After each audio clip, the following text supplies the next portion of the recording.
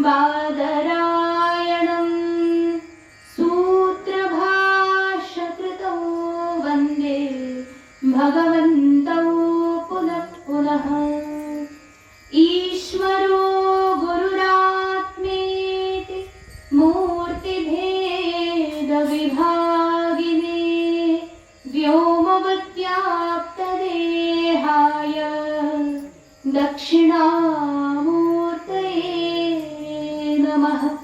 नारायणं समारम्भां शङ्कराचार्यमध्यमाम् अस्मदाचार्यपर्यन्तां वन्दे गुरुपरम्पराम्।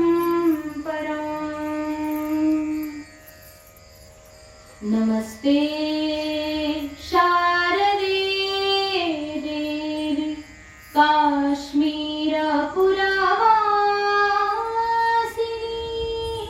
त्वामहं प्रार्थये नित्यं विद्यादानं च देहि मे। ब्रह्मस्वरूपा परमा ज्योतिरूपा सनातनी, सर्वविद्याधिदेवी या तस्यै वाण्यै नमो नमः।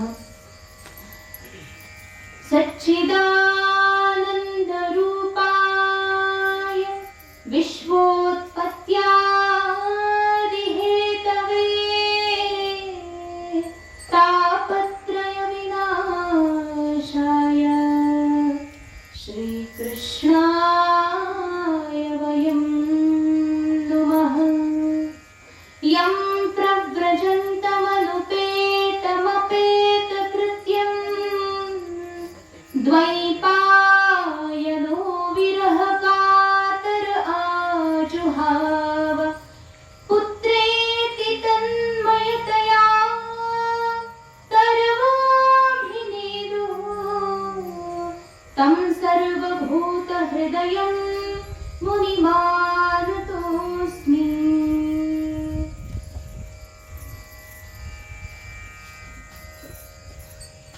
अखिल गुणनिधान जगन नियामक परमात्मा श्री कृष्णचंद्र श्री राधा गोविंदाच्या परम कृपेनं या ठिकाणी आपला हा श्रीमद भागवत सत्संग जो की प्रतिदिन चालू आहे। आणि काल आपण या सत्संगामध्ये श्रवण केलं होतं की राजा परीक्षितानं ते दृश्य पाहिलं ज्या ठिकाणी एक अत्यंत जीर्ण शीर्ण गोमाता आणि तो वृषभ दोघांनाही अत्यंत विभत्स प्रकारे प्रताडित केलं जात होतं। अत्यंत विचित्र प्रकारे ते दृश्य त्या ठिकाणी राजाने पाहिलं की तो वृषभ जो की मृणाल धवल आहे, अत्यंत शुभ्र स्वच्छ पांढरा आणि एकदम चमकदार, एकदम शुद्ध आणि सात्विक असा तो वृषभ त्या ठिकाणी आहे। आणि त्याला या नराधमानं अत्यंत शूद्राप्रमाणे ताडित करते, मारत आहे। आणि ती गाय ती कशी आहे म्हटले, गामच धर्मदुघाम, धर्माला उपकारक, धर्माला त्या ठिकाणी सगळ्या प्रकारे निशुल्क सेवा प्रदान करणारी ती गोमाता, परम पुण्यशालिनी, परम दिव्या अशी ती गोमाता तिला अत्यंत दीन प्रकारे प्रताडित करत होता। तो नराधम खूप विचित्र प्रकारे तो मारत होता। बघा इथे सांगितले शूद्र पदाहतम। ती गोमाता आणखी कशी होती तिचं या ठिकाणी एक वर्णन दिलंय, शूद्र पदाहताम, म्हणजे तो एक शूद्र जो आहे, जर त्या ठिकाणी व्यवस्थित विचार केला तर तो व्यक्ती शूद्र नाहीये, कारण की राजाच्या वेशामध्ये ना, राजवेशामध्ये असल्या कारणाने तो क्षत्रिय आहे, परंतु तरीही याला इथे काय म्हटले, शूद्र म्हटलंय। तो शूद्राच्या द्वारे प्रताडित होणारी ती गोमाता अत्यंत दुःखी आहे, कारण की त्याने कुठल्याही प्रकारची दया केली नाही, एकदम निर्दयी सारखं त्या मोठ्या काठीनं निरंतर मारत राहायचा। खूप एकदम त्यानं काही विचारच केला नाही, एवढी छान ती गोमाता अनेक प्रकार प्रकारे प्रताडित केलं आणि आता तर त्याने हदच पार केली. काय केलं त्याने?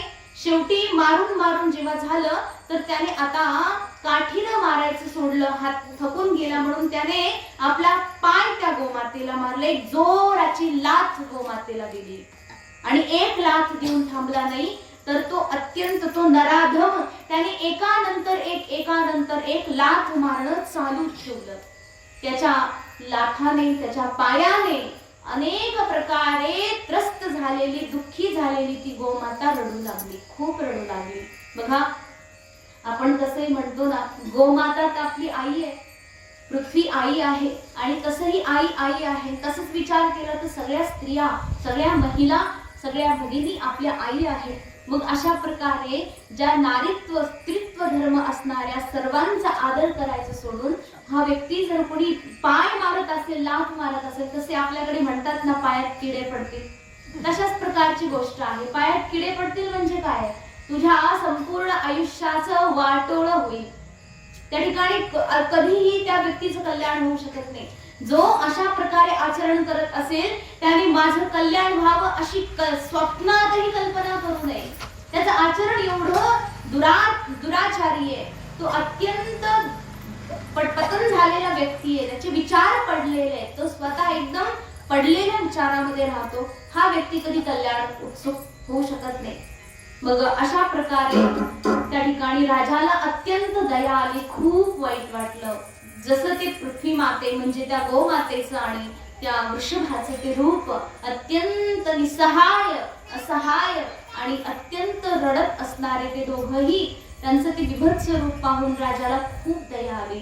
राजाने त्या ठिकाणी पुढे जाऊन विचारलं, पप्रच्छरतमारूढ कार्तस्वर परिच्छरम मेघ गंभीरया वाचा समारोपित कार्मुकः.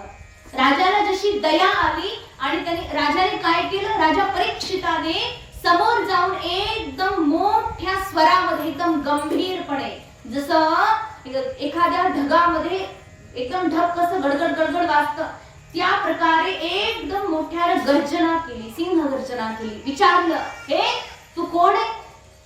कुणाला विचारलं? तो नराधम, जो नरपती ज्याला म्हटलेला आहे, तो नृपलांछनम, तो राजांना कलंक देणारा तो काळा पुरुष कोण आहे? कोण तू? कस्तम का कोण आहे हे सगळं काम करणारा? एवढं नीच कर्तव्य तुझं एवढं काम आहे का? अरे मूर्ख आहे का तू? नरांना तू कलंक देणारा राजाचं कर्तव्य काय आहे? जो असहाय आहे, जो दीन आहे, त्या ठिकाणी त्याचं कोणत्याही परिस्थितीमध्ये रक्षण करणं हे राजाचं, हे त्या ठिकाणी असलेल्या क्षत्रियाचं कर्तव्य आहे. आणि तू या ठिकाणी काय करतोय? कर्तव्य सोडून दिलं आणि तू स्वतः त्यांना कष्ट देतोय, त्यांना त्रास देतोय. कोण आहे कोण तू? माझ्या शरणमध्ये आलेले, माझ्या राज्यामध्ये सगळेचे सगळे जे कोणी जीव जंतू मनुष्यादी जे कोणी आहे हे सगळे माझ्या शरणमध्ये आलेले आहेत, माझ्या आश्रित आहेत. मग अशा लोकांची रक्षण करणं हे माझं कर्तव्य आहे. आणि तू कोण आहे? माझ्या शरणामध्ये आलेल्याला तू अशा प्रकारे त्रास देणारा तू आहे कोण? कस्त्वम मच्छरणे लोके बलात् हंससी बलान् बली. अगदी बलपूर्वक तू त्यांना मारहाण करतोय. तू नरदेव वाटतो फक्त, म्हणजे नरदेव म्हणजे राजा, नरांचा देव म्हणजे नरेंद्र राजा. तर तो जो नरदेव तो वाटतो फक्त, परंतु वेश फक्त नरदेव आहे, परंतु नटवत कर्मणा द्विजः. अरे तू अद्विज आहे, एकदम नट म्हणजे नाटक करणारा नट. त्या नटासारखा तू फक्त काय केले? एका अद्विजाने म्हणजे एका शूद्र व्यक्तीने नरदेव अर्थात त्या ठिकाणी राजाचे फक्त वस्त्र घातले आणि तू इथे येऊन फक्त नाटक करतोय, परंतु वस्तुतः तुझं आचरण जे आहे एकदम शूद्रापेक्षाही खराब आहे. म्हणजे आचरणातून व्यक्ती त्याचं उच्चता ठरते बरं का. मग तुम्ही म्हणणार वंशाची काही उच्चता नाहीये का? त्याच्यामध्ये आहे, परंतु एखादा जर ब्राह्मण व्यक्ती सदाचरण सोडून दिलं आणि शास्त्र चिंतन, भगवत चिंतन, पूजन पाठ, शास्त्र अध्ययन अध्यापन या गोष्टीला जर त्याने सोडून दिलं आणि नको नको त्या गोष्टी करायला लागला तर तो ब्राह्मण नाहीये, तो अत्यंत पातकी आहे. त्याच्यापेक्षा मोठा पापी व्यक्ती नाहीये. आपलं जे स्वधर्म आहे त्याला त्याग करून दुसरीकडे वळला तर तो ब्राह्मण नाहीये. आणि जर एखादा अत्यंत नीच कुळामध्ये जन्माला आलेला सुद्धा जर अत्यंत व्यवस्थित प्रकारे आचरण करतो, सुयोग्य आचरण करून स्वतः निरंतर भगवत चिंतन करून करून स्वतःला त्याच्यामध्ये वाहून टाकतो, तो व्यक्ती ब्राह्मणत्व प्राप्त करतो. म्हणजे त्याच्या ठिकाणी ब्राह्मणत्व म्हणजे काय आहे? परमात्म्याचं म्हणजे त्या परब्रह्म परमात्म्याचं निरंतर आपल्या अंतःकरणात चिंतन करणं हे ब्राह्मणत्वाची गोष्ट आहे. मग आंतरिक स्थितीमध्ये कुणीही ब्राह्मण होऊ शकतो, बाह्यांगाचा विचार केला नाहीये इथे.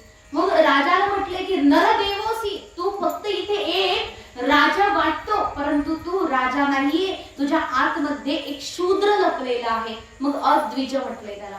मग तुम्ही म्हणाल द्विज म्हणजे काय? ब्राह्मण. पण याचा खूप सुंदर अर्थ आहे बरं का इथे. द्विज म्हणजे ज्याचा दोनदा जन्म होतो. द्वि म्हणजे दोन, ज म्हणजे जन्म. ज्याचा 2 वेळा जन्म होतो तो द्विज. मग 2 वेळा जन्म कोणाचा होतो? तर शास्त्राने सांगितलंय की पहिला जन्म आपला तेव्हा होतो जेव्हा आपण आईच्या गर्भामधून बाहेर येतो, तो आपला पहिला जन्म. दुसरा जन्म ज्या ठिकाणी की त्याला तो जो व्यक्ती आहे त्याचा उपनयन संस्कार होतो, त्याला आपल्याकडे काय म्हणतात? मुंज संस्कार झाला की तो त्याचा दुसरा जन्म आहे. आणि शास्त्राने ब्राह्मण, क्षत्रिय आणि वैश्य या तीनही वर्णांना म्हणजे त्रैवर्णिकांना त्या ठिकाणी काय केले? मुंज संस्काराचा, यज्ञोपवीत संस्काराचा अधिकार दिलेला आहे. ती आपण यज्ञोपवीत घालत नाही, ती आपली विचित्रपणा आहे, आपली त्या ठिकाणी असलेला दोष आहे. परंतु शास्त्राने दिलेला नियम आहे की ब्राह्मणाने ब्राह्मण बालक असेल तर त्याचा 8 वयामध्ये मुंज झाली पाहिजे. जर क्षत्रिय बालक आहे तर वयाच्या 11व्या ते 13व्या वर्षामध्ये मुंज झाली पाहिजे.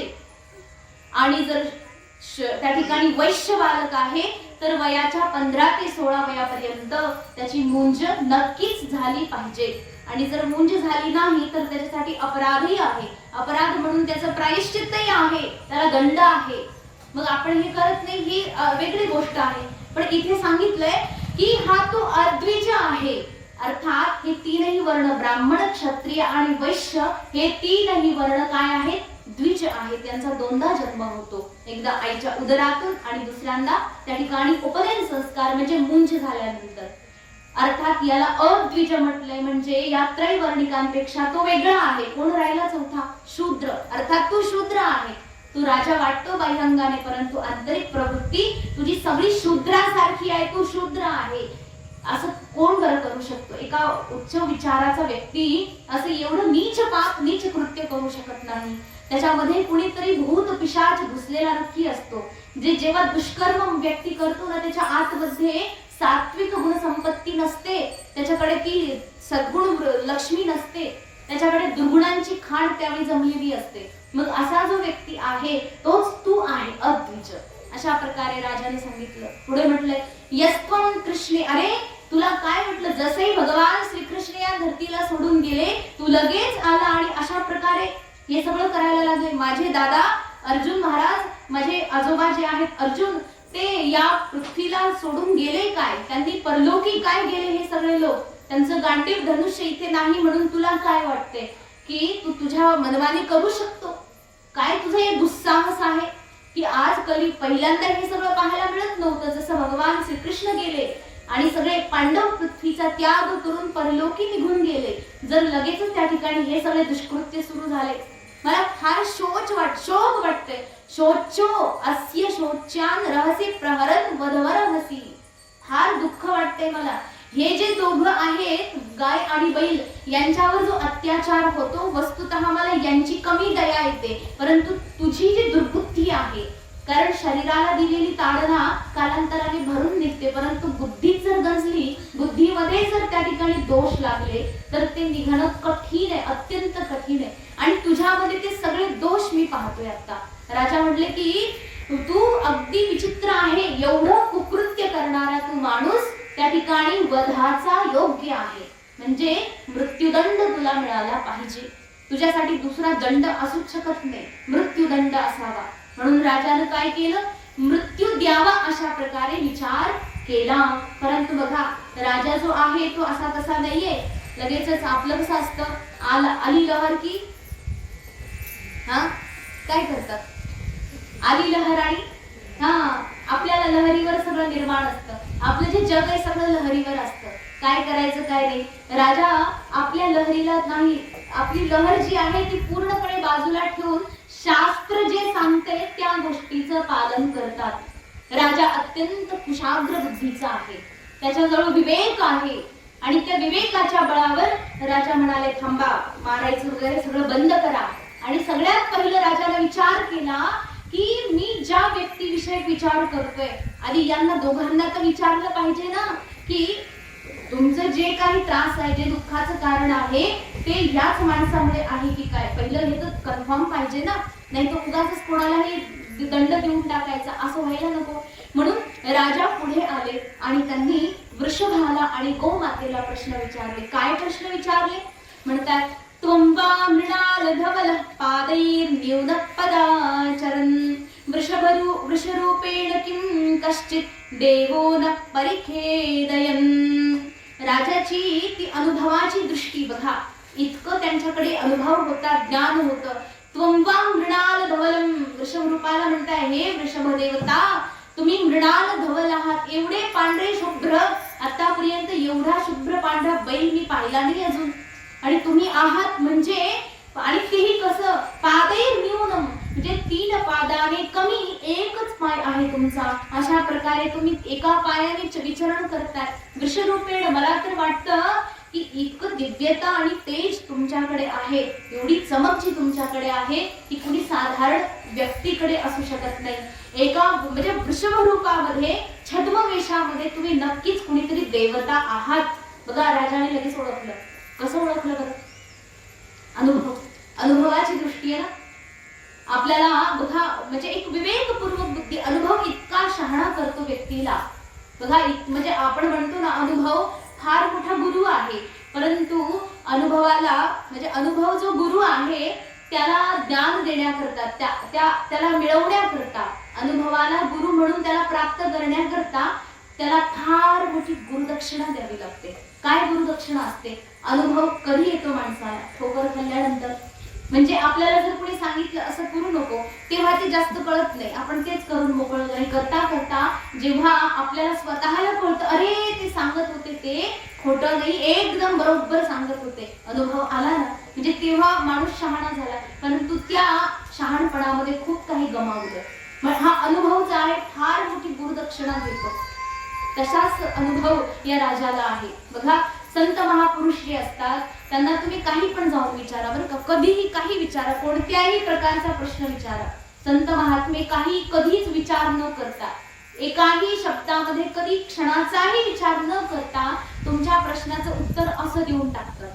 तुम्ही कधी विचारा, गुरुजींना विचारा, स्वामीजींच्याकडे जाऊन तुम्ही प्रश्न विचारा कधी, आणि काही पण फक्त आध्यात्मिक संबंधी शास्त्र संबंधी असावा असंच नाहीये. तुम्ही तुमचा सामाजिक, लौकिक, व्यावहारिक किंवा कोणत्याही क्षेत्राचा काही प्रश्न विचारा, तुम्हाला तत्काळ उत्तर हजर आहे. ते असं कधी म्हणत नाही थांबा मी थोडस उचकून येतो आणि मग तुम्हाला, अजिबात नाही. संत महापुरुषांच्याकडे हा अनुभव असतो. एक तर शास्त्राचं एवढं निरंतर अहरह चिंतन आहे, आणि दुसरं म्हणजे त्या शास्त्रविषयी त्यांचा अनुभव पक्का आहे.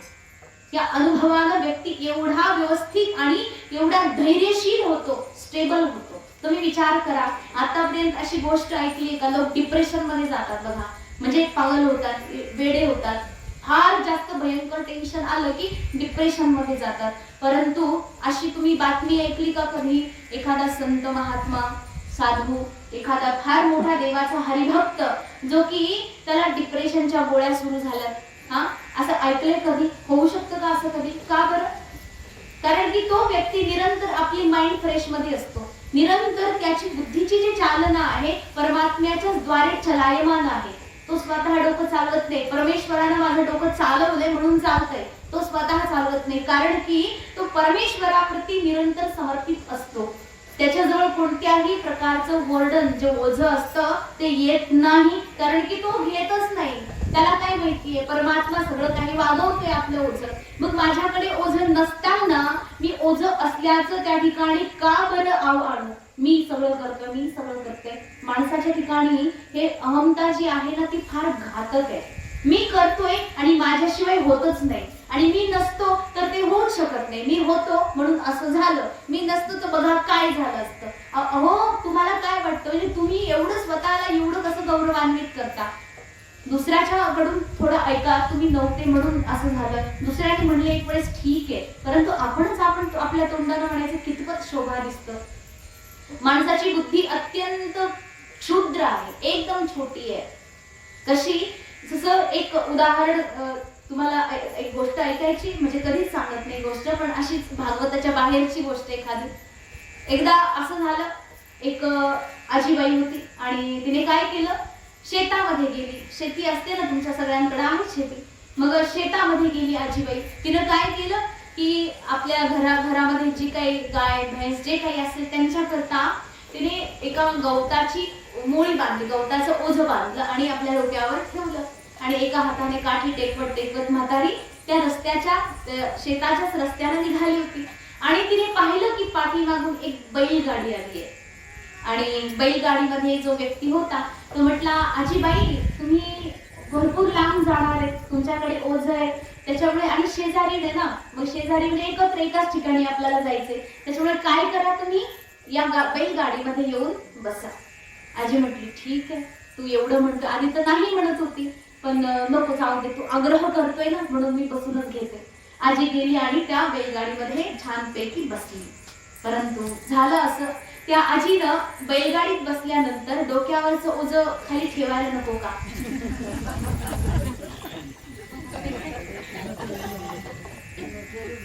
तिने काय केलं, ते ओझं डोक्यावरच घेतलं आणि बसून राहिली. तो माणूस त्याने एकदा पाहिलं, दोनदा पाहिलं, त्याला वाटलं आता ठेवीन ही, पण फार अर्धा रस्ता उरकला हो, पण ही काय ठेवायला तयार.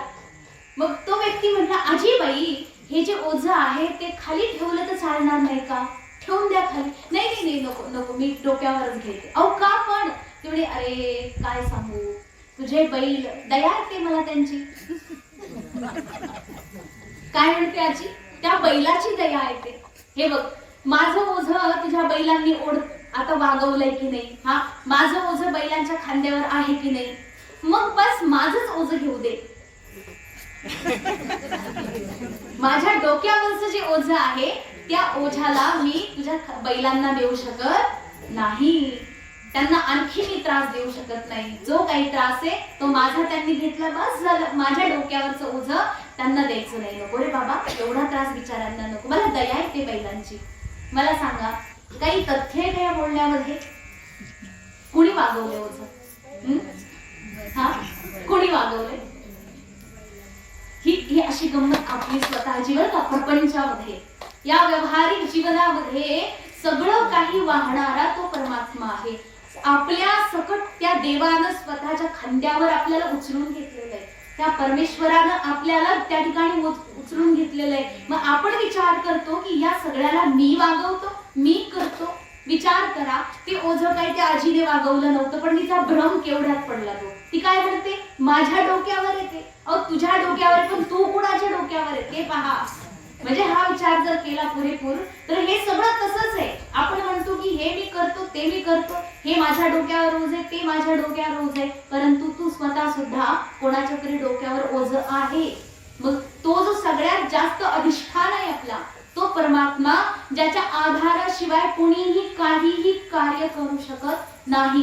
वस्तुतः आपण सगळेच्या सगळे त्याच्या खांद्यावरचं फार मोठं ओझ आहे आणि तो वहन करतोय की नाही, तो वाहतोय, त्याला काही दुःख नाहीये, त्याला काही त्रास नाहीये. परंतु तेच जर त्या ठिकाणी तुम्ही स्वतःला मी करत नाही, हे सगळं तो करतोय, या वस्तुस्थितीला स्वीकार केलं आणि राहिलं तर आपल्याला कधी चिंता होणार नाही.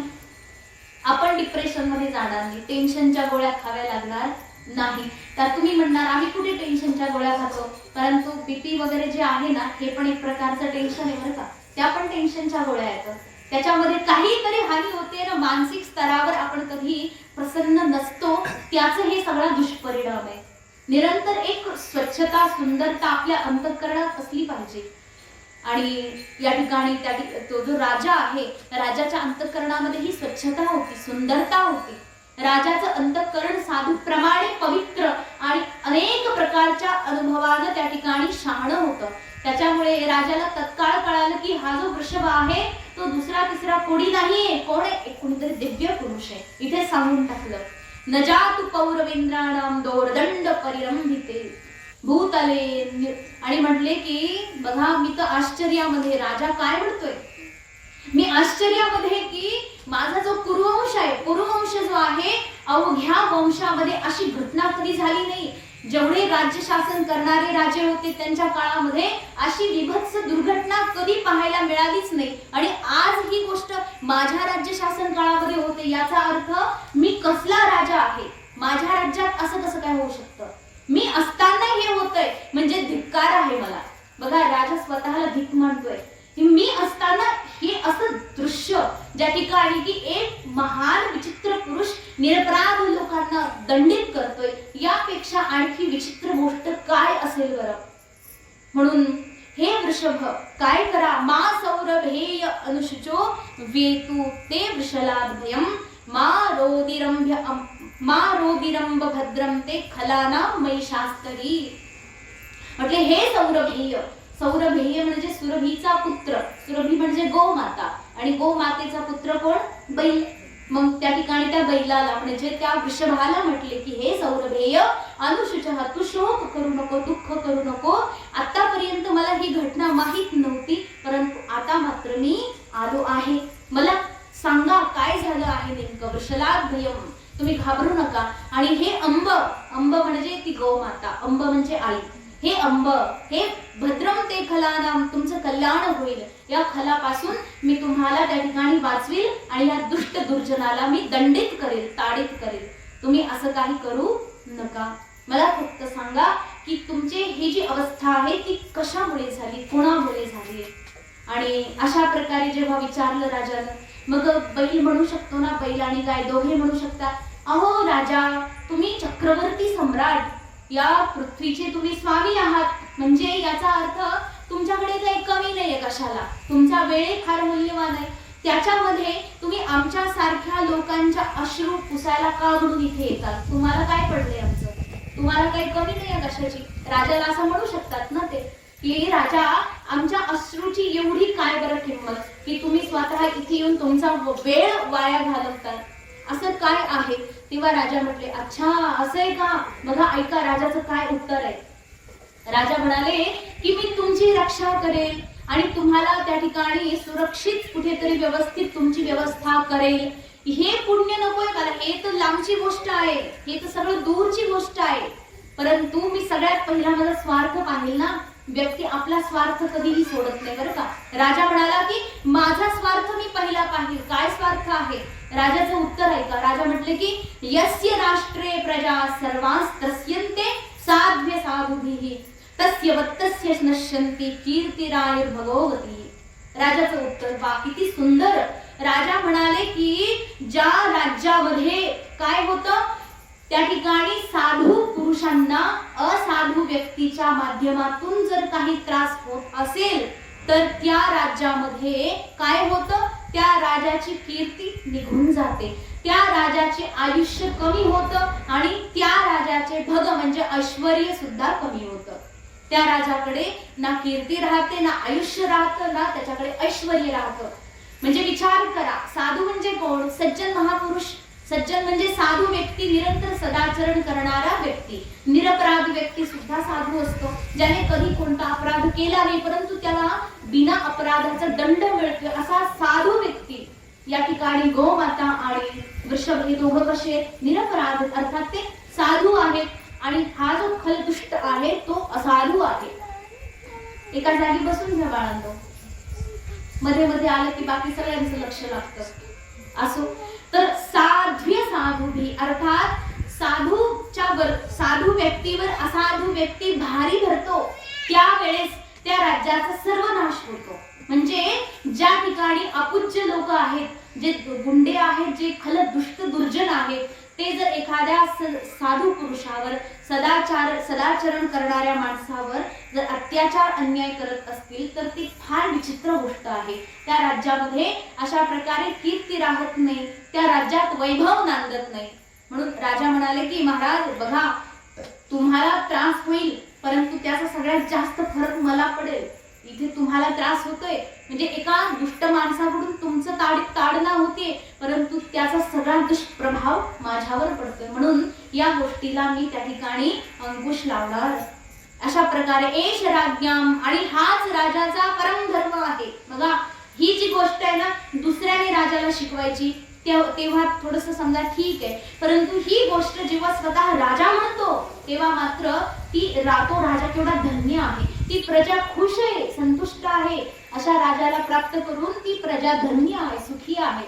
जो राजा निरंतर आपल्या प्रजेच्या सुखाकरता निरंतर तळमळ करत असतो, कष्ट करत असतो, तो राजा अत्यंत धन्य आहे, तो साक्षात देवता आहे. आणि हा त्या ठिकाणी स्वतः राजाचं वचन आहे. राजा म्हणाले की मी असताना हे सगळं अधर्म होऊ शकत नाही. एष राज्ञा, कारण राजाचा हा परम धर्म आहे की आर्त लोकांची आरती नष्ट करायची, म्हणजे दुःखी लोकांचं दुःख नष्ट करायचं, त्यांना सुख प्रदान करायचं. म्हणून तुम्ही मला सांगा, त्या व्यक्तीचा मी वध करून टाकेल, तुम्ही फक्त मला सांगा की हे केलं कोणी. मग त्या वृषभाला विचारलं की तुमचे जे 4 पाय होते त्या 4ही पायांपैकी 3 पाय आज नाहीत, तर त्या 3 पाय नसण्याचं काय कारण आहे? कोणी ते पाय तोडले? याच माणसाने तोडले की दुसऱ्या कोणी तोडले ते मला सांगा. त्या गाईला पण विचारलं की हे गोमाता, की तुमच्या जर आज जी तुमची दुरावस्था आहे, तुम्हाला खायला प्यायला मिळत नाहीये, एकदम क्षीण झाले आहात, तर मला सांगा ही अवस्था या व्यक्तीमुळे आहे, याच्या मारामुळे आहे की दुसरं कोणी केलेलं आहे? म्हणून मला सांगा. को वृश्चत तव पादाम स्त्री सौरभे चतुष्पद, तुमचे हे पाय कोणी तोडले? अशा प्रकारे आख्याही वृषभद्रम, हे वृष मला कृपा करून ती गोष्ट सांगा. आणि साधूनाम अपा, आणि साधू म्हणजे संत महापुरुष, ज्यांचं रक्षण करणं माझं परम कर्तव्य आहे.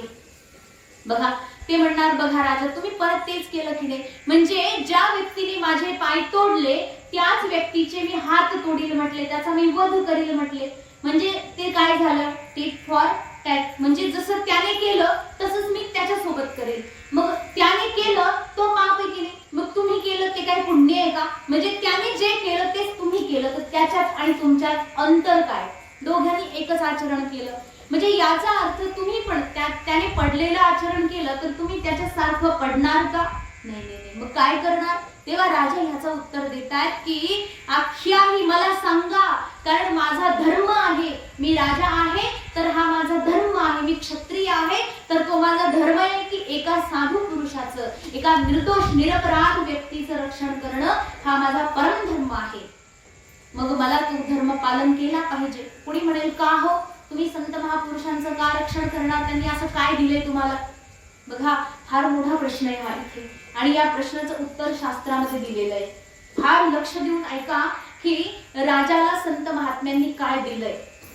तुम्ही म्हणणार काय, संत महापुरुष एखाद्या आपल्या कुटीत बसतात, जप तप करतात, पारायण वाचतील, कुठे सत्संग करतील, याच्यापेक्षा जास्त ते काही करणार नाही. मग त्यांनी राजाला काय दिलं? तर राजा सांगतात की मला या संत महापुरुषांनी अशी काही देणगी दिलेली आहे, त्याच्या वैभवावर, त्याच्या बळावर मी आज राजा आहे. काय दिले बघा. बघा, राजा एकटा एवढा शक्तिशाली कधीच असू शकत नाही. राजाकडे जी शक्ती आहे ती सगळी एका सज्जन महापुरुषांनी दिलेली असते.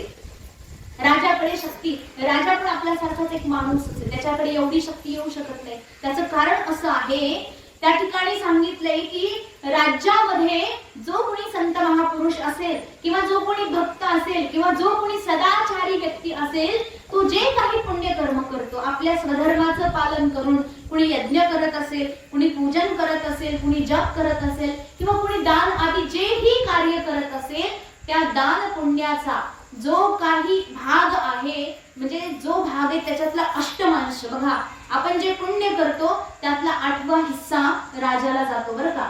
तुम्ही म्हणणार आम्ही देणारच नाही, पण तो देणार नाही देणार मध्ये प्रश्न नसतो. जसं आपण वस्तू खरेदी करतो ना दुकानामध्ये, त्याच्यावर काय लिहिलेलं असतं, जी किंमत लिहिलेली असते ना त्याच्यावर इन्क्लुडिंग ऑल टॅक्सेस, म्हणजे सगळा टॅक्स त्या किमतीमध्ये भरलेला असतो. तुम्हाला किमतीच्या व्यतिरिक्त टॅक्स भरावा नाही लागत, कारण की त्या किमतीमध्ये तो टॅक्स तुम्हाला मिळून भरावा लागतो. मग त्या ठिकाणी जर तुम्ही एखादा साबण खरेदी केला, तो साबण 20 रुपयाचा असेल पण 10 रुपये त्याच्यावर टॅक्स बसलेला आहे तुम्हाला, मग तुम्ही म्हणणार का मी टॅक्स देणार नाही, मग तुम्ही साबण तुम्हाला मिळणार नाही. याचा अर्थ काहीही वस्तू घेत असताना इच्छा नसून सुद्धा तुम्हाला तो टॅक्स द्यावाच लागतो. सरकारच्या खात्यामध्ये तो टॅक्स जमा होतो की नाही, राजाच्या खात्यामध्ये होतो ना. तसंच इथे आहे, तुम्ही जे पुण्य अर्जन करता त्या पुण्यामधला टॅक्स म्हणून 8वा हिस्सा राजाच्या खात्यात आपोआप जाऊन जमा होतो. तुम्ही किती नाही म्हणा.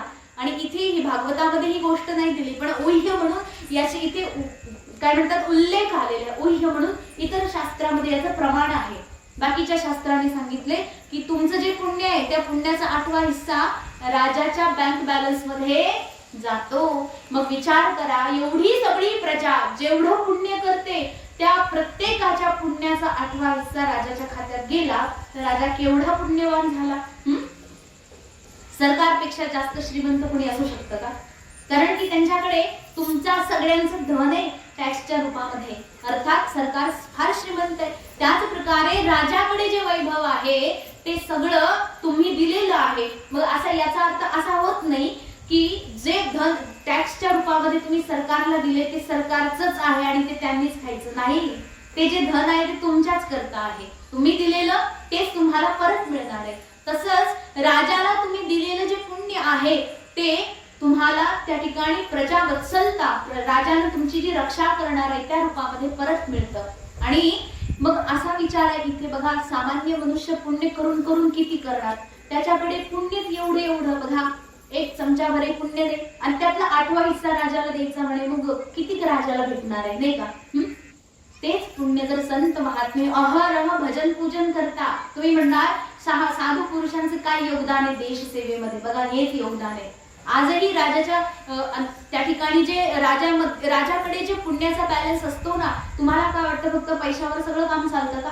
राजाकडे जर बुद्धी चातुर्य नसेल, राजाकडे जर संपूर्ण प्रजावत्सलता, प्रत्येकाचं त्या ठिकाणी समान रूपाने दुःख पाहून प्रत्येकाच्या समस्या सोडवण्याची तत्परता नसेल तर ते काही काम देत नाही.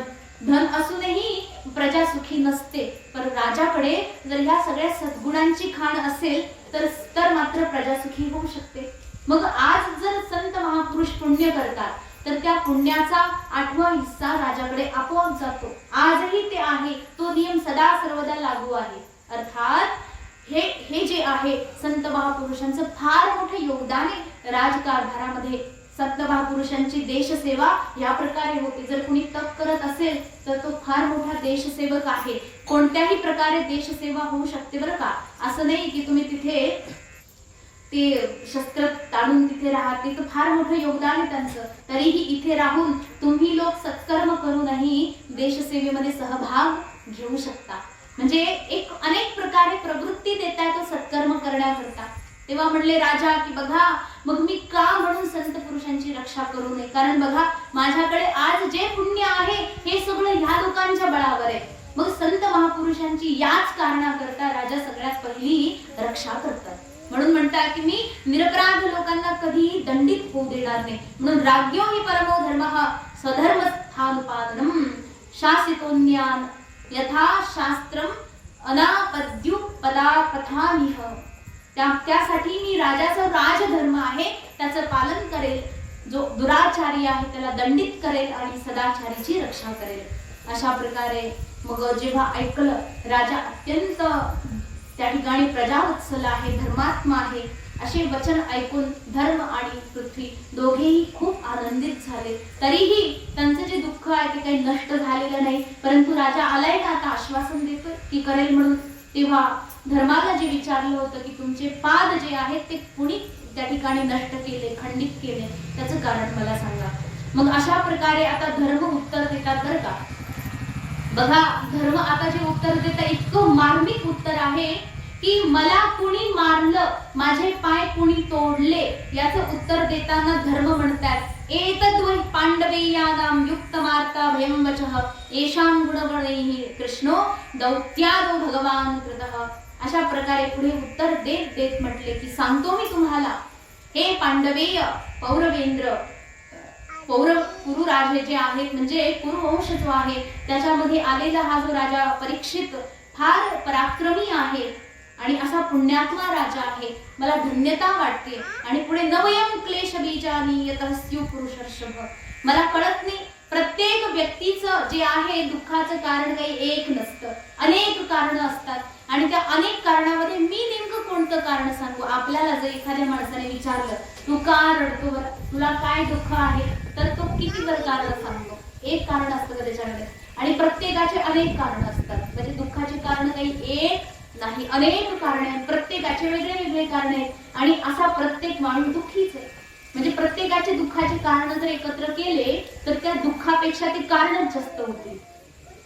मग त्या ठिकाणी वृषभ म्हणते मी माझ्या दुःखाचं कारण नेमकं काय सांगू बरं? कारण की शास्त्राच्या नियमाप्रमाणे जर विचार केला तर न्याय वैशेषिक शास्त्रामध्ये सांगितलंय की तुमच्या दुःखाचं जे कारण आहे ते काय आहे? स्वयं,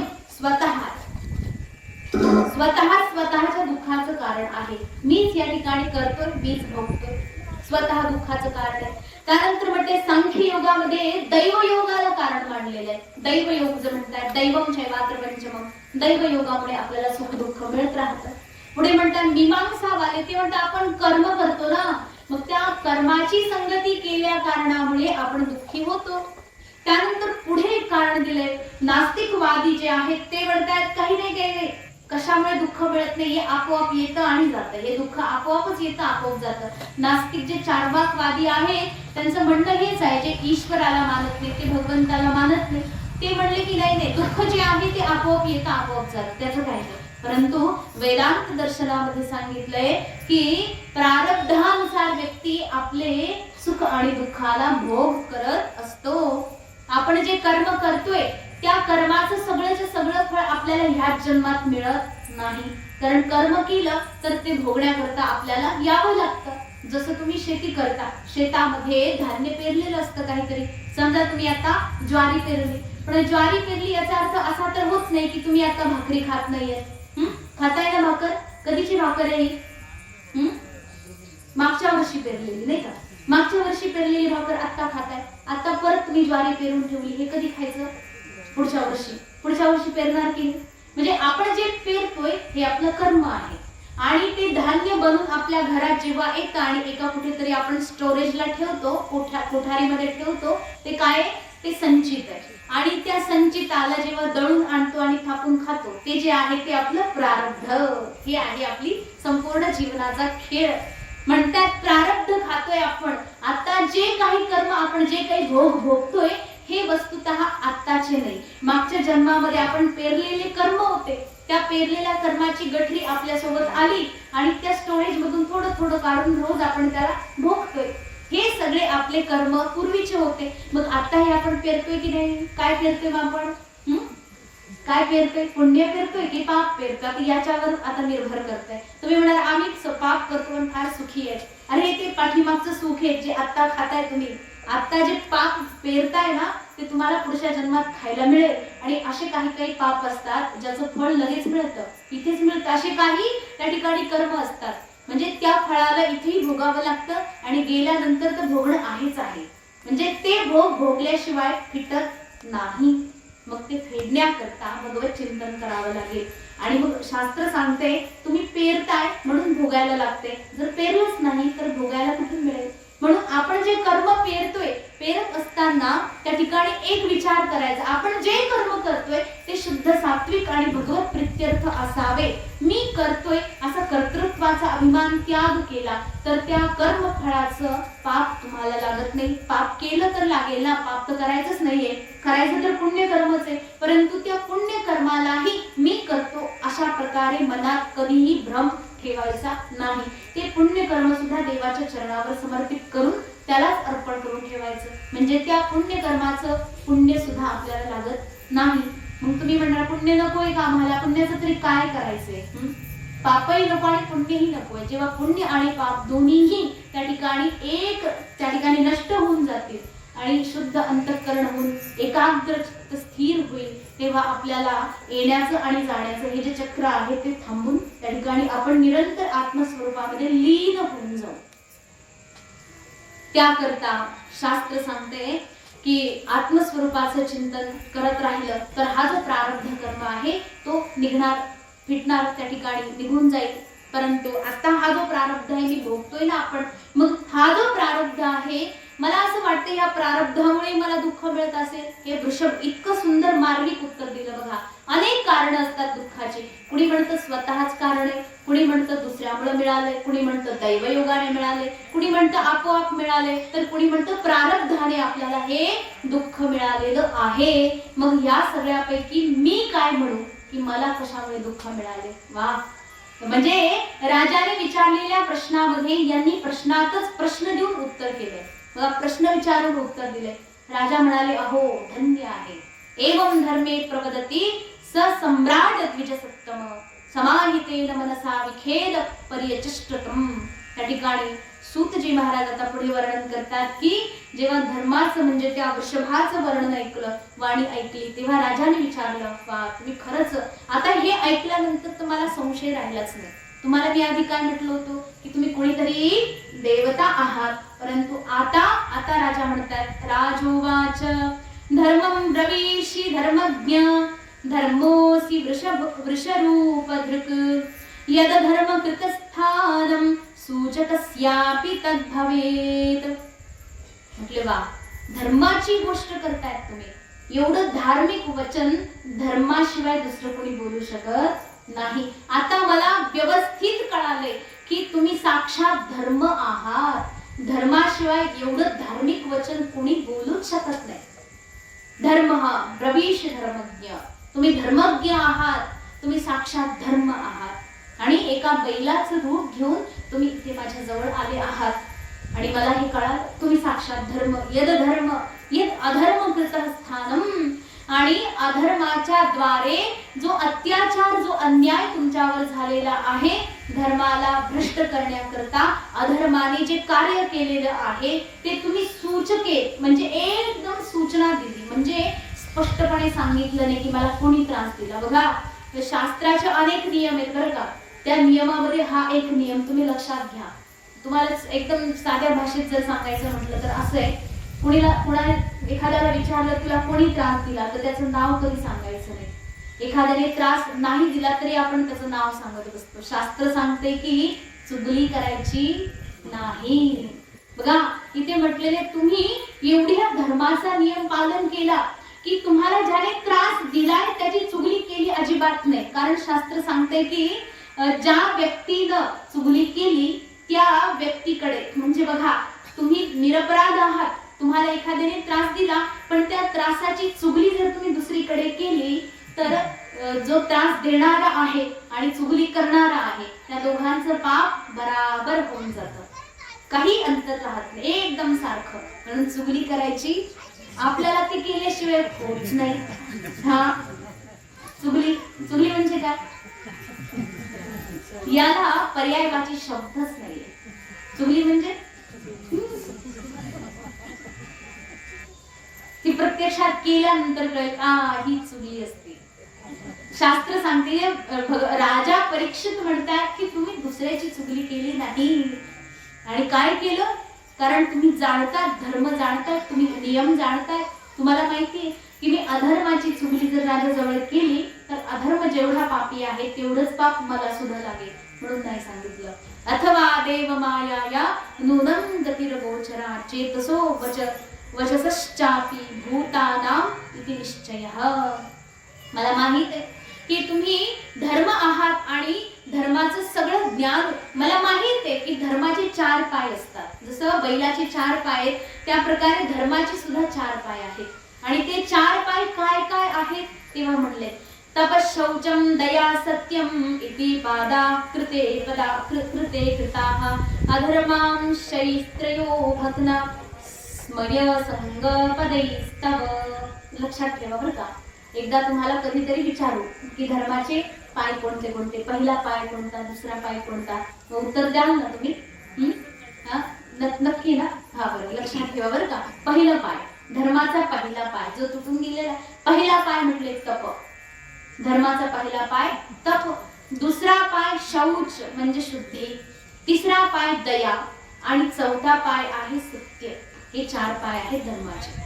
आणि आज मी पाहतोय की तुमच्याकडे एकच पाय आहे, तो पण अगदी जीर्ण झालेला आहे. हे 3 पाय तुटून गेले. जेव्हा सत्ययुग होतं तेव्हा तुम्ही 4ही पायांनी व्यवस्थित सुखाने भ्रमण करत होते. तुम्ही सुखी होते, तेव्हा तुमच्याकडे सगळे पाय हृष्टपुष्ट होते. आणि झालं काय मग? तेव्हा म्हटले की ते पाय नष्ट झाले. कसे नष्ट झाले आता ते ऐका. की जेव्हा 4ही पाय होते सत्ययुगामध्ये, द्वापर युग आलं तर त्या द्वापर युगामध्ये एक पाय तुटून पडला असं नाहीये. कसं आहे मग? ते म्हटले की ते 4ही पाय जे होते 100% होते बरं का. एकेकाही म्हणजे 1% कमी नव्हतं. 4ही पाय अगदी पूर्ण होते. आणि झालं काय?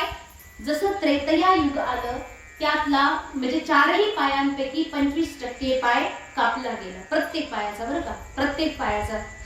तपही 25% कमी झालं. शौच, दया आणि सत्य हे सगळंचे सगळं म्हणजे आता आलं कितीवर? हे 100 पैकी 75% आलं. वा वा. पुढे म्हटले आणखी काय झालं?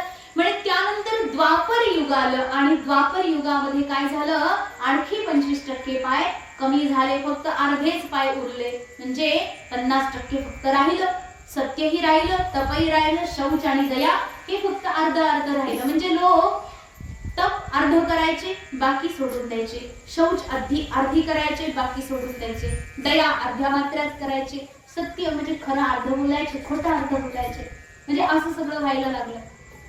पुढे म्हटले की जसं कलियुग आलं त्या कलियुगामध्ये मात्र हे तप, शौच आणि दया या 3ही पायांना पूर्ण निघून गेले. म्हणजे एक पाय गेला, अर्धे त्या ठिकाणी पहिलं 75% कमी झालं, 25% कमी झालं, 75 राहिलं. त्यानंतर अर्धच राहिलं. त्यानंतर परत त्यातले 25% कमी झाले, फक्त 25% आता शिल्लक राहिलं. त्यामध्ये सुद्धा बरं का कलियुगामध्ये म्हटलंय की तप, शौच आणि दया हे 3ही पाय पूर्णपणे तुटून पडले. कलियुगात झालं हे. त्याच्या आधी थोडं थोडं शिल्लक होतं. कलियुगात हे 3ही पाय गेले आणि तो जो सत्याचा पाय आहे तो 25% शिल्लक आहे. बस किती आहे? आणि तोही लडखडतोय. हे धर्माचे 4 पाय आहेत आणि ते अशा प्रकारे नष्ट झाले. हे स्वतः राजा परीक्षित सांगतात. किती दुःख आहे, अत्यंत दुःख वाटतं. इदानीं धर्मपादस्ते सत्यम निर्वर्तयेद्यतः तम जिघृक्षत्य धर्मो अयम. अशा प्रकारे मला वाटतंय, मला कळतंय की जे काही आहे हे सगळं कलीचा जो मित्र आहे अधर्म त्याच्यामुळे हे झालेलं आहे. आणि हाच कलियुग आहे ज्याने तुम्हाला आता ताडीत केले. हा जो अब्रह्मण्य अद्विज हा जो पुरुष आहे समोर उभा, यानेच ते त्रास दिलेला आहे तुम्हाला. हे सगळं मला कळलं. अशा प्रकारे राजा अत्यंत क्रोधामध्ये आला. राजाला अत्यंत दुःख वाटलं. क्षत्रियाचं रक्त आहे, गरम झाला, एकदम डोळे लाल झाले. आणि आता हा जो व्यक्ती आहे समोरचा कली, त्याला आता मी ताडीत करणार. कारण तो मला त्याने त्या ठिकाणी काय केलेला आहे, आमचा जो पांडवांचा वंश आहे त्याला त्याने कलंक लावण्याचा प्रयत्न केलेला आहे. आणि त्या ठिकाणी माझ्या समोर येऊन त्याने आता मृत्यूला निमंत्रण दिलेलं आहे. त्याच्यामुळे मी आता याला मारणार. म्हणून राजानं काय केलं? अत्यंत क्रोधामध्ये येऊन खाली उतरला आणि लगेच आपल्या जे खड्ग आहे, आपली जी तलवार आहे ती म्यानमधून बाहेर काढली आणि कलियुगाला मारण्याकरता उचलली. अशा प्रकारे ते दृश्य पाहिलं कुणी? त्या कलियुगाने. म्हणजे तो जो पुरुष होता ना नृपलांछन, जो काळा पुरुष साक्षात कली होता, त्यांनी पाहिलं की अरे बापरे, आता आपलं काही खरं नाही. अत्यंत थरथर कापायला लागला. आणि राजा हा फार दयावान आहे. त्या ठिकाणी फार काय म्हणतात संत महापुरुषांप्रमाणे याचं अंतःकरण आहे आणि विवेकी आहे. त्याच्यामुळे काय करायचं बरं अशा वेळी? ते म्हटला की लगेच आता जाऊन राजाला शरण जावं. मग कलियुगाने राजाला शरण गेला, साष्टांग दंडवत प्रणिपात केला आणि राजाचे पाय धरून आता म्हटला की महाराज मला क्षमा करा, माझी रक्षा करा. क्षमा काय करा? माझी रक्षा करा. मी काही चुकीचं काम केलं नाही. कारण की कली आलेलं आहे, कलीचं हे काम आहे, मी हेच करतोय. आणि कलीचं ते प्रथम चरण आहे. आताही प्रथम चरण चालू आहे बघा. कलियुगाची एकूण वर्ष आहेत 4,32,000. किती आहे? सगळ्या बाकी सगळ्या युगांपेक्षा हे सगळ्यात कमी आहे. आणि ते किती आहेत कमी? म्हणजे 4,32,000 वर्ष आहेत कलियुगाचे. आणि आता कलियुग प्रथम चरण चालू आहे. आणि या कलियुगाचे 4,32,000 वर्षापैकी 5,000 वर्ष झालेत. मग अजून किती बाकी आहेत? आणि आताच एवढा अन्याय अत्याचार चालला तर शेवटी काय होईल, काय चालेल? आणि हे राजाने सांगितलं की कलियुगाला शेवटी सत्य उरणार नाही.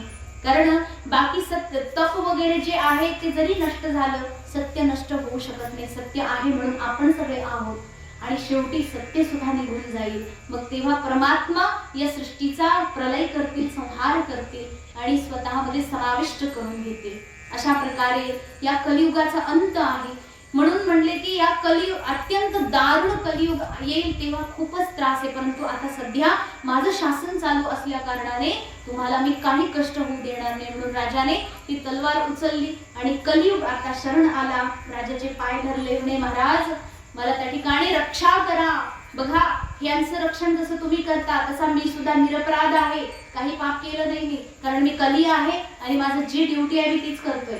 मला देवाची आज्ञा आहे की असं सगळं कर म्हणून. हे जर नाही केलं तर कलियुग कसं काय म्हणायचं याला? मग सत्ययुग आणि याच्यात अंतर काय राहिलं? मग मला जी दिलेली ड्युटी मी तेच करतोय. त्याच्यामुळे मी माझं कर्तव्य करण्याकरता तुम्ही मध्ये येऊ शकत नाही. ही साक्षात परमेश्वराची आज्ञा आहे. म्हणून हे राजन मला रक्षा करा. अशा प्रकारे कली शरण गेला. बघा आता मग कली शरण गेला म्हणून त्याला वाचवेल का राजा आता? मारेल की सोडून देईल? तुम्हाला काय वाटतं? तुमच्या विचाराप्रमाणे मारायला पाहिजे राहिलं, एवढं पाप केले त्याने. मग आता मारेल की सोडून देईल की कोर्टापर्यंत जाईल काही सांगता येत नाही. ही केस कुठे जाईल माहित नाहीये. मग त्या केसची सुनवाई जी आहे ते तर उद्या होईल. तुम्ही उद्या सगळ्यांनी येणार ना? ही जी गोष्ट आहे ती उद्या ऐकायची. म्हणजे एका अपराधीला आता इथे दंड मिळेल की त्याला क्षमादान होईल, जीवदान मिळेल. ती जी घटना आहे ती आता उद्या आपण ऐकू. अशा प्रकारे झालेली सेवा परमेश्वराच्या चरणावर समर्पित करून वाणीला विराम देऊ. ओम पूर्णमद पूर्णमिदं पूर्णात् पूर्णमुदच्यते पूर्णस्य पूर्णमादाय पूर्णमेवा